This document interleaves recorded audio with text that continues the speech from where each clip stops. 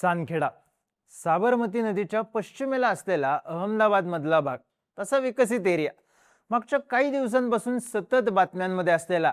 कारण इथं झालेले डोसा मर्डर्स. वडिलांनी जवळच्याच दुकानातून डोशाचं पीठ आणलं, कुटुंबानं डोसे बनवून खाल्ले, त्रास सुरू झाला. आई वडिलांना हॉस्पिटलमध्ये ॲडमिट करावं लागलं.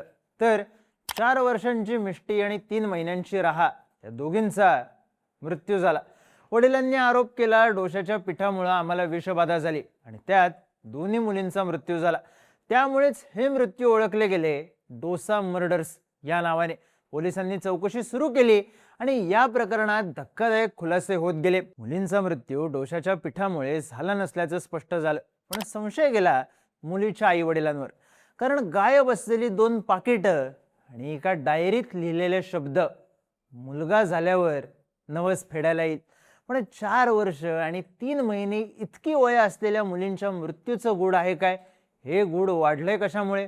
पाहूयात या व्हिडिओमधून. नमस्कार, मी चिन्मय आणि तुम्ही पाहताय बोलभिडू. 1 एप्रिलच्या संध्याकाळी विमल प्रजापतीनं चांदखेडामधल्या घनश्याम डेअरीमधून डोशाचं 3 किलो पीठ आणलं.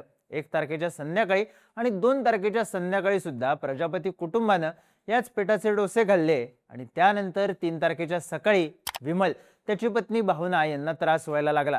एवढंच नाही तर त्यांच्या मुली मिष्टी आणि राहा यांनाही त्रास व्हायला लागला.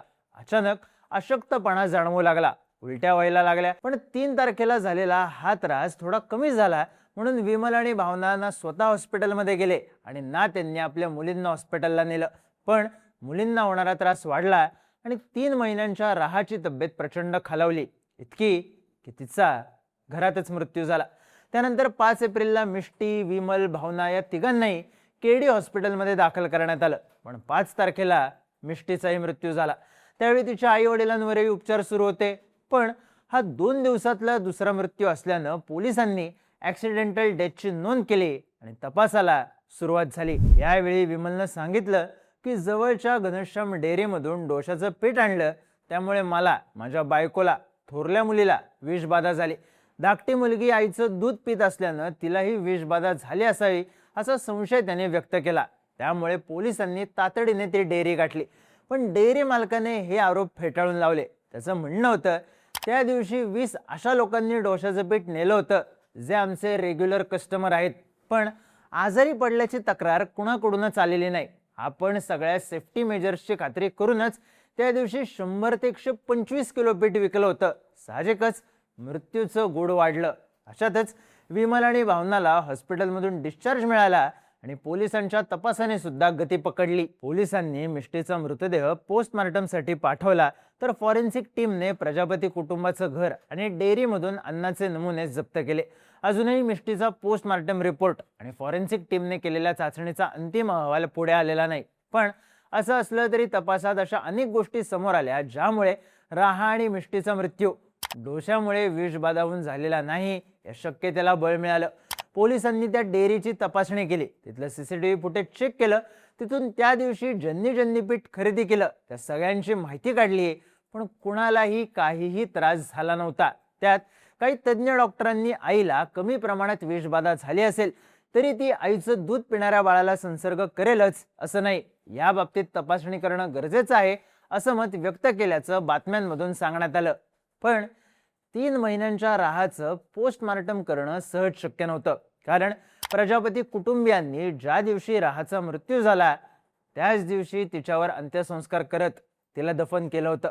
त्या दिवशी आपण फार दुःखात होतो, काळजीत होतो. त्यामुळे कायदेशीर प्रक्रिया काय करायची हे न सुचल्यानं आपण तातडीने अंत्यसंस्कार केले असं उत्तर प्रजापती कुटुंबानं दिलं. अर्थात यामुळे शंका आणखी वाढली.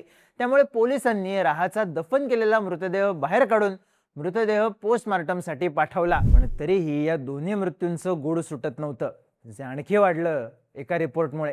हा रिपोर्ट होता विमल आणि भावना प्रजापतीचा. उलट्या, अशक्तपणा यामुळे हॉस्पिटलमध्ये ॲडमिट झालेल्या जोडप्याच्या रक्तात ॲल्युमिनियम फॉस्फेट आणि झिंकचं प्रमाण जास्त असल्याचं आढळलं, जे सहसा कीटकनाशकांमध्ये आढळतं.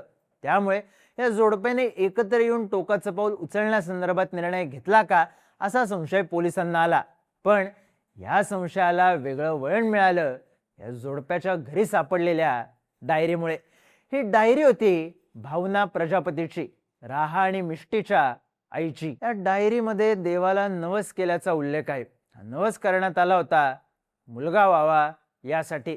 जर मला मुलगा झाला तर नवस फेडायला मंदिरात येईल असंही यात नमूद करण्यात आलं होतं.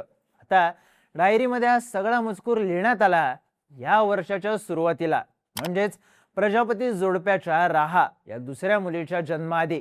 त्यावरूनच प्रजापती जोडप्याला मुलगा हवा होता आणि त्यातूनच मुलगी झाल्यानंतर त्यांनी टोकाचं पाऊल उचललं का अशी शंका घेण्यात आली. विमल प्रजापतीला हॉस्पिटलमधून सोडण्यात आलं. त्याच दिवशी त्याची पोलिसांकडून 9 तास चौकशी करण्यात आली. या चौकशीमध्ये त्याने एकच गोष्ट सतत सांगितली, जे झालं आहे ते डोशाच्या पिठामुळेच झालंय. पण तपासात पोलिसांना प्रजापती कुटुंबाच्या घरात कीटकनाशकांची पॅकेट सापडली. चौकशीत विमल प्रजापतीने सांगितलं की त्यांनी घरातल्या गव्हात टाकायला कीटकनाशकाची 10 पाकिटं आणली होती. त्यातली 8 पाकिटं मी गव्हात टाकली, पण उरलेली 2 पाकिटं कुठे गेली हे मला माहित नाही. साहजिकच या 2 पाकिटांनी कोडं आणखी वाढवलं. त्यात पोलिसांनी विमलचे आई वडील गौरीशंकर आणि कुसुम प्रजापती यांची चौकशी केली. तेव्हा त्यांना आणखी एक गोष्ट समजली, या कुटुंबामध्ये पैशांवरून वाद होत होते. त्यामुळे या प्रकरणाला कुठला आर्थिक अँगल आहे का याचाही तपास सुरू आहे. पण गायब असलेली 2 कीटकनाशकांची पाकिटं आणि विमल आणि भावनाच्या रक्त तपासणीत सापडलेलं ॲल्युमिनियम फॉस्फेट आणि झिंकचं अतिप्रमाण, यामुळे या दोघांनी जाणून बुजून मुलींना कीटकनाशक दिलं का आणि संशय येऊ नये म्हणून कमी प्रमाणात स्वतःही ते घेतलं का असा संशय पोलिसांना आहे. सध्या तरी डोशाच्या पिठामुळे दोन्ही मुलींचे मृत्यू झाल्याची शक्यता पोलिसांनी बाजूला ठेवली. मुलगा व्हावा म्हणून नवस केल्याची नोंद, नवस फेडायला येईल अशी नोंद आणि त्यानंतर दोन्ही मुलींचा मृत्यू, अवघ्या 3 महिन्यांच्या मुलीवर घाईघाईत उरकलेले अंत्यसंस्कार, यामुळे संशय भावना आणि विमल प्रजापतीवरच बळावलाय. या प्रकरणात आता लाय डिटेक्टर टेस्ट सुद्धा होणार असून त्याद्वारे या 2 मृत्यूंचं गूढ सोडवलं जाणार आहे. बळी देण्यासारखा अघोरी प्रकार झाला का याचाही तपास पोलिसांकडून केला जाईल. पण सध्या तरी हे गूढ वाढलेलं आहे, कारण एक प्रश्न अजूनही अनुत्तरित आहे. चुकून झालेला मृत्यू, अन्नातून झालेली विषबाधा, कौटुंबिक वाद, मुलगा होण्याचा अट्टहास, या डोसा मर्डर्स मागे नेमका आहे तरी काय?